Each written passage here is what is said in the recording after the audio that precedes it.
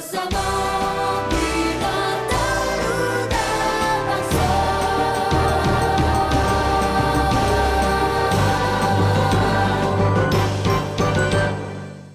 Assalamualaikum warahmatullahi wabarakatuh. Sampurasun. Tepangkeun wasta simkuring opik taupik. Sejak ngawulang mata pelajaran bahasa Sunda di kelas 10 ngeunaan terjemahan.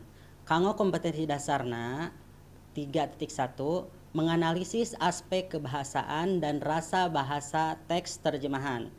4.1 menerjemahkan teks ke dalam bahasa Sunda atau sebaliknya dengan memperhatikan unsur kebahasaan dan rasa bahasa.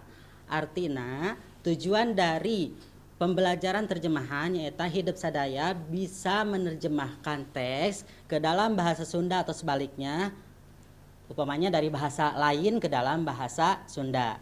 Intinya seperti itu. Kalau di bahasa Inggris mungkin lebih sering menerjemahkan ke dalam bahasa Indonesia, tetapi di dalam bahasa Sunda kalian jarang. Sekarang sebelum kita mengetahui bagaimana itu terjemahan dan bagaimana cara menerjemahkan yang baik menurut kaidah kebahasaan, kita telaah dulu hakikat dari terjemahan. Oke. Naon anu disebut terjemahan? Kalian bisa lihat terjemahan teh sok disebut oge alih basa. Nyaeta mindahkeun teks tina bahasa sumber kana bahasa sejen. Nah, harus kalian pahami di situ ada kata mindahkeun, yaitu memindahkan teks tina bahasa sumber dari kana bahasa asal. Jadi yang harus kita pahami dalam menerjemahkan itu bukan mengartikan, tetapi memindahkan bahasa dari bahasa sumber ke dalam bahasa yang akan kita terjemahkan. Nerjemahkan disebut oge nyalin atau mindahkan hiji bahasa kana bahasa sejen. Diperjelas dengan kata nyalin. Artinya kita menyalin teks yang akan kita terjemahkan ke dalam bahasa yang akan kita gunakan. Kenapa dikatakan menyalin? Karena dalam terjemahan itu, kegiatan menerjemahkan itu biasanya melibatkan karya orang lain. Contoh, kita mau menerjemahkan novel atau menerjemahkan cerpen, menerjemahkan lagu, menerjemahkan umpamanya di berita di surat kabar, umpamanya kita menerjemahkan berita dari Tempo. Tempo itu kan menggunakan bahasa Indonesia, kita terjemahkan ke dalam bahasa Sunda. Nah, ketika kita menerjemahkan teks atau berita yang ada di koran Tempo, mau tidak mau kita harus memindahkan sesuai aslinya. Untuk isi, makna, dan lainnya tidak boleh berubah. Yang berubah hanya kata atau bahasanya saja. Selanjutnya, apa saja yang harus kita pahami sebelum kita menerjemahkan? Yang harus kita miliki sebelum kita menerjemahkan. Kamampuh nu kudu kacangking dina narjamahkeun nyaeta hiji, kamampuh gramatikal, 2, kamampuh sosiolinguistik, katilu kamampuh semantik. Tah, naon disebut kamampuh gramatikal? Nyaeta pangaweruh ngeunaan kekecapan, nyusun kalimat, nyusun alinea jeung ngalarapkeun ejahan. Jadi yang disebut kamampuh gramatikal itu ialah kemampuan dalam memahami kata, kalimat, paragraf, dan menerapkan ejahan. Nah, kita itu harus mampu dalam menerapkan itu, karena yang kita terjemahkan itu ada kalimat, ada kata, ada alinea dan lain sebagainya. Jadi kita harus mampu bagaimana cara menyusun kata, bagaimana cara menyusun kalimat. Kata itu kan ada kata yang tunggal, ada kata yang majmuk gitu. Selanjutnya, kamampuh sosiolinguistik. Nu kadua, kamampuh sosiolinguistik, yaitu pangaweruh ngeunaan hiji basa dina kahirupan sapopoe di masyarakat pamakena. Kenapa kita harus mengetahui penggunaan bahasa di masyarakat dan di masyarakat penggunanya? Contoh, kita mau menerjemahkan bahasa bahasa Inggris.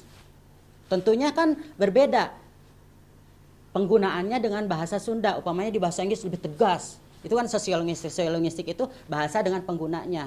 Upamanya kalau bahasa Inggris kan lebih dalam penyampaiannya lebih tegas. Tapi kita mau terjemahkan ke dalam bahasa Sunda nih. Orang Sunda kan biasanya dalam penggunaan bahasa itu lebih halus, lebih apa. Nah, mau tidak mau dalam menerjemahkan itu kita harus mengikuti bahasa asalnya. Umpamanya bahasa asalnya itu di bahasa Inggris lebih tegas, ya kita harus menggunakan bahasa itu gitu.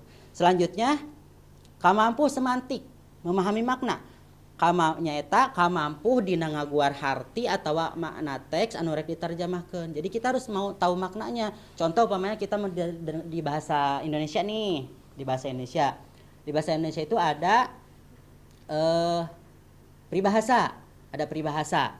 Nah, mau tidak mau ketika diterjemahkan harus berupa peribahasa juga. Jadi tidak bisa kita menerjemahkan peribahasa dengan bahasa yang biasa saja gitu, dengan bahasa biasa saja. Umpamanya ungkapan. Nah, kita harus menerjemahkan dengan ungkapan juga. Nah, itu dalam penerjemahan. Jadi ilmu menerjemahkan itu sebenarnya lumayan harus teliti dalam menerjemahkan, tidak bisa semena-mena karena menerjemahkan sekali lagi bukan mengartikan.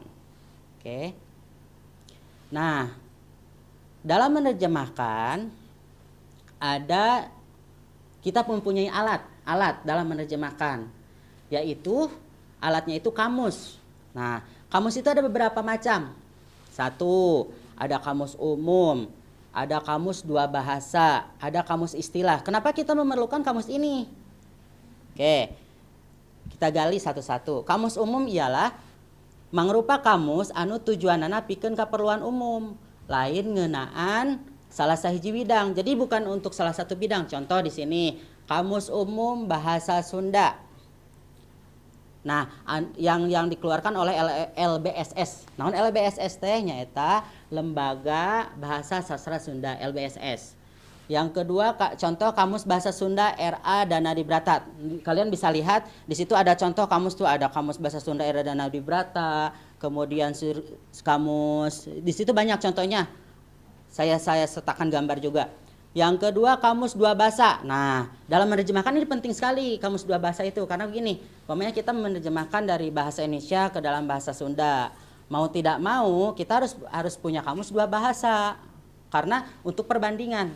Mangrupa kamus menyebutkan saruan kecap dina dua bahasa nu beda. Contoh di sini, kamus lengkap Sunda Indonesia, Indonesia Sunda, Sunda Sunda. Nah, gitu ada. Karya Budi Rahayu Tamsyah, contohnya di situ. Selanjutnya kamus istilah.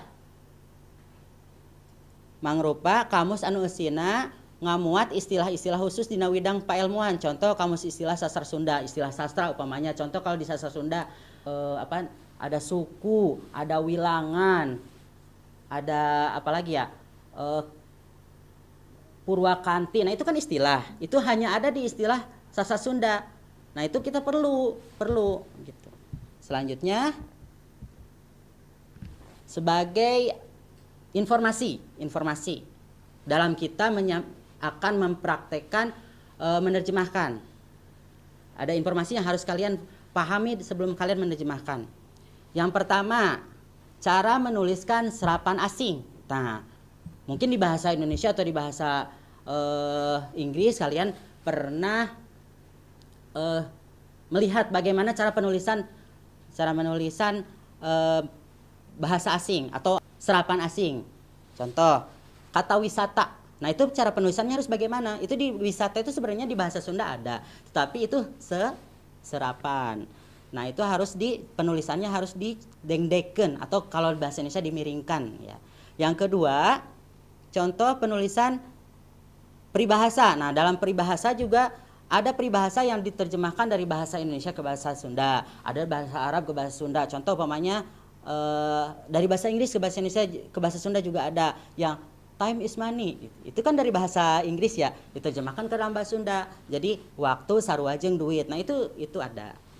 Sakitu materi anu baris disampaikan ku Sim Kuring kanggo pertemuan anu salajengna urang ngabahas tentang sejarah terjemahan di bahasa Sunda. Kanggo pancen atanapi tugas hidup sadaya kalian siapkan koran pikeun diterjemahkeun ka payuna. Sakitu anu kapihatur mudah-mudahan aya manfaatna. Wilujeng tepang dina materi salajengna. Wassalamualaikum warahmatullahi wabarakatuh.